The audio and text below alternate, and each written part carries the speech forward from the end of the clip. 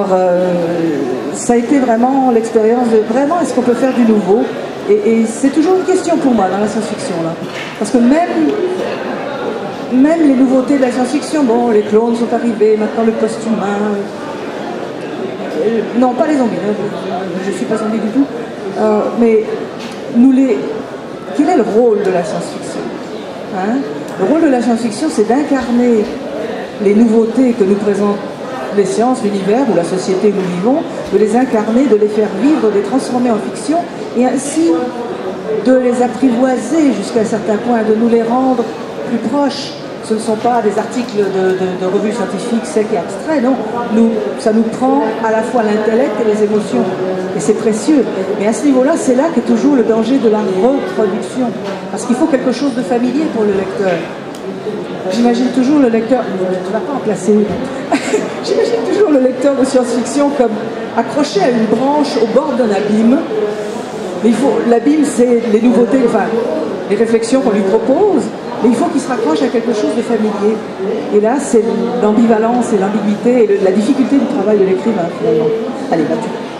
Donc je vais parler de Tiranaël, j'avais très envie de parler de Tiranaël, effectivement les journées de 35 heures, les gens qui font la méridienne, ah comme je les envie, c'est-à-dire qu'ils dorment 3 heures par jour parce que 35 heures c'est trop dur pour l'organisme. 6 heures, ah bon j'ai compris 3. Ah, je croyais qu'ils dormaient de... Les rythmes biologiques humains ne sont pas faits pour des journées de 35 heures, il faut vraiment qu'ils fassent une longue pause au milieu de la journée. Ah oui, j'ai cru que c'était une pause de 3 heures seulement, j'ai mal lu, ben voilà, comme quoi, hein, une lectrice pas attentive. Et alors c'est vrai que c'est drôle ce que tu dis sur le rapport à la science et sur le côté nouveau. Je suis étonnée que tu aies eu affaire à des scientifiques, parce que ce qui est extraordinaire dans cette science-fiction de Tiranaël, c'est que justement, il y a un rapport à la science qui est extrêmement original. C'est-à-dire, oui, le fait qu'une ancienne civilisation possédait toute une technologie, alors même qu'il n'y a pas, pour des raisons narratives, il n'y a pas d'électricité à certaines périodes de l'année, et qu'avec du gaz et des ballons et avec toutes sortes de systèmes, les gens ont réussi à avoir un niveau de technologie tellement haut qu'on leur dénie. Enfin, moi ça m'a beaucoup intéressé cet aspect-là, c'est-à-dire que les descendants ne peuvent pas imaginer que les anciens avaient un tel niveau de technologie. Au commencement étaient les imbéciles, hein, pour le dire vite. Oui, mais ça c'est un travers extrêmement répandu. Nos ancêtres étaient stupides. Ben non, sinon on ne serait pas là. C'est écrit quelque part, d'ailleurs, à la fin dans le tome 5, je ne vais pas le trouver comme ça, hein, c'est quand même difficile de le trouver. C'est pas parce que c'est préhistorique que c'est idiot. Les imbéciles, la préhistoire, c'est pas forcément idiot. Et même, on pourrait se demander jusqu'à quel point les êtres humains des commencements n'étaient pas plus astucieux que nous. Parce que quand même, ils ont inventé le feu. Ils ont inventé le feu, ils ont inventé la cuisine, ils ont inventé la médecine. Moi, je me demande toujours comment diantre, ben, je sais c'est sur des millénaires, mais quand même, ils ont inventé la métallurgie. Wow. J'espère qu'on entend. Oui, on ne va pas parler que de Tiranaël, car comme le rappelle Elisabeth elle-même, elle a fait quelques petits trucs de plus. Alors, on pourrait parler de Chronique du pays des mers, que l'éditeur français prétend en rupture de stock, et il semblerait que ce soit absolument faux. Totalement faux. Bon, c'est peut-être pas l'aspect principal de Chronique du pays des mers. Les libraires sont certains libraires, pas tous, il y en a des extraordinaires, mais certains libraires sont un petit peu paresseux. Ils vont vous dire, oh ben je le trouve pas bon, allez, c'est en rupture de stock. Non, on est distribué en France, il suffit d'assister. Voilà, donc Chronique du pays des mers, c'est, j'ai envie de dire, un bréviaire du féminisme. Est-ce que tu es d'accord avec cette définition à l'emporte-pièce? Oh là là, c'est comme grande dame de la science-fiction, là, je sens mon cercueil proche. Ça sent le sapin. Non, mais c'est bien. Non, je voudrais rectifier quand même, parce que il y a plein de gens, il y a plein de lecteurs et de lectrices qui ont lu ce bouquin sans jamais avoir lu les bouquins qui, moi, m'ont fait le coup du bréviaire de machin chose truc chouette, qui étaient Suzy McKee-Charnas, qui étaient Pamela Sargent. Elles ont été, au moins Sargent a été traduite en français. Charnas, on a traduit le premier volume, mais c'était trop dur, on n'a pas traduit le reste. Mais c'était sa trilogie je me rappelle plus tout dans moi, sa trilogie des femmes machin, là, c'est devenu une tétralogie. C'était quelque chose à l'époque, c'était dans les années 70, mais c'était absolument gigantesque, c'était le coup de poing dans la gueule. J'espère que le mien n'est pas un coup de poing dans la gueule, parce que c'est un petit peu dur à digérer. Mais je veux dire, ce livre-là n'existe pas dans le vide. C'est une nouvelle génération de féministes qui est arrivée, je suis arrivée avec toute la génération qui avait lu Le Guin, Et on a tous produit des livres qui peuvent être considérés d'une façon ou d'une autre comme des bréviaires ou du féminisme. Alors, en science-fiction, on n'exagère rien. C'est un peu l'emporte-pied, effectivement, mais Oui, ça non, réduit beaucoup le... C'est ça, je voudrais pas qu'on exagère l'importance de ce bouquin, même si moi je l'aime bien, mais... Alors c'est vrai, on peut dire que Delany le fait à la fin des Contes de Neveryon, quand Sarah décide de... Le texte a été écrit par une personne qui appartient à un certain genre, donc elle n'a aucun indice pour savoir quel est ce genre, alors elle décide, ma foi, que ce sera le genre féminin. Donc ça, il y a quelque chose d'un peu comme ça. C'est ce qui frappe peut-être le plus, c'est ce que les lectrices retiennent le plus, du coup on est obligé de féminiser, c'est que c'est un monde où on ne parle qu'au féminin. Et même les garçons sont désignés par des articles, des modules grammaticaux, je sais pas si c'est un nom linguistique, enfin des objets grammaticaux féminins. Et d'un seul coup on se rend compte, et ça c'est pour moi la force de la science-fiction, que effectivement on dit il, quand on est par exemple toutes les deux et un chien, on dira il. Et en plus c'est super récent, ça date du XVIe siècle cette connerie. Avant ça, vous pouviez avoir des chiens, des orang-outans, des lamas et des femmes, et ben c'était au bout du jour, c'était des femmes ou c'était des masculins ou des féminins. Et tout d'un coup il y a une espèce de machin qui venait sans doute d'une académie quelconque.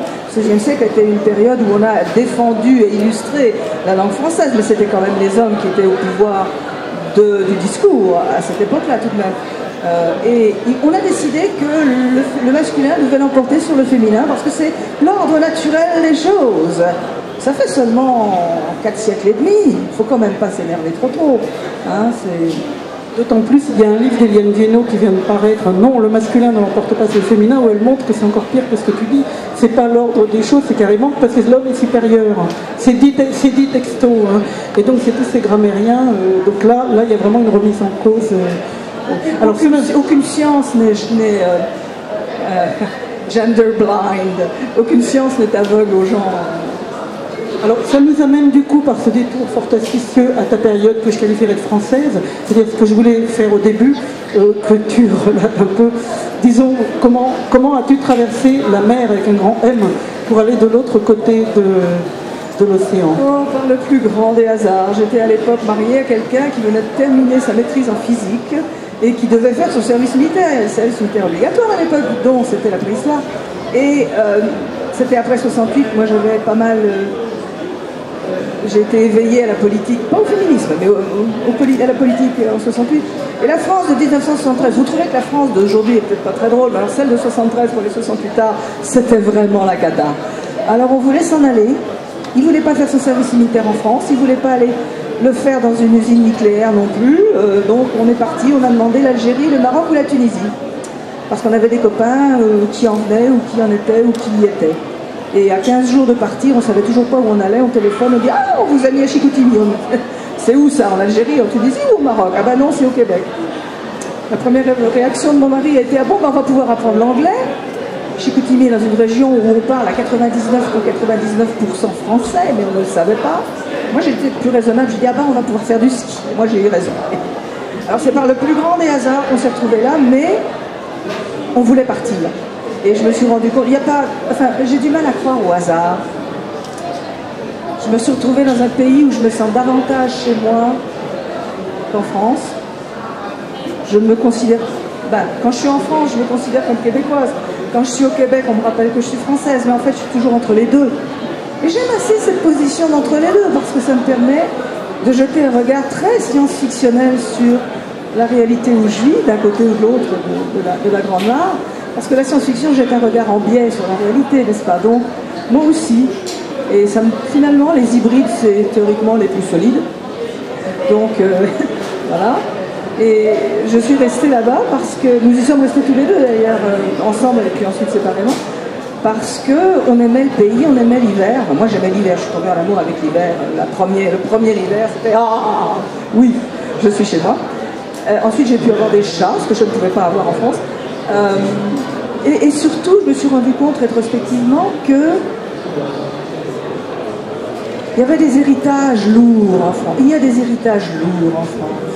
Que ce soit collectivement ou individuellement. Moi, du point de vue de la famille, je trouvais les héritages un peu lourds. Du point de vue de la collectivité, je trouvais les héritages un peu lourds. La première fois qu'on est retourné en France, c'était 2 ans après être... On est resté 2 ans sans bouger, après on est retourné dans la famille de mon mari. Et je me rappelle, je regardais les champs et les bois de chaque côté de la voie ferrée qui nous menait dans le Jura. Et je me disais, mon Dieu, ces machins-là existent depuis au moins 5000 ans. Il n'y a pas un brin d'herbe qui n'ait pas été cultivé au moins une fois. Et je me sentais totalement écrasée. J'ai tout fait, littéralement. Alors que ben, le Nouveau Monde, c'est encore le Nouveau Monde. Bien sûr, c'est le fantasme de Nouveau Monde. Je ne vis pas dans le Québec des Québécois. Je vis dans mon Québec fantasmé, malgré tout, après 41 ans encore. Mais il y a de l'espace. Il y a un rapport à la nature qui est complètement différent. Et c'est de ça que j'avais besoin. Moi, la nature en Europe est trop... Ben, elle est en train de se re-ensauvager un petit peu. Je trouve que c'est extraordinairement reboisé depuis plusieurs années, mais bon. Mais la nature a été beaucoup dominée. Alors qu'au Canada, on ne peut pas s'imaginer qu'on domine la nature. Il suffit d'être pogné, pris dans une tempête de neige, et là, on se calme. Hein. L'homme dominateur est... Non, pas vraiment, non, non.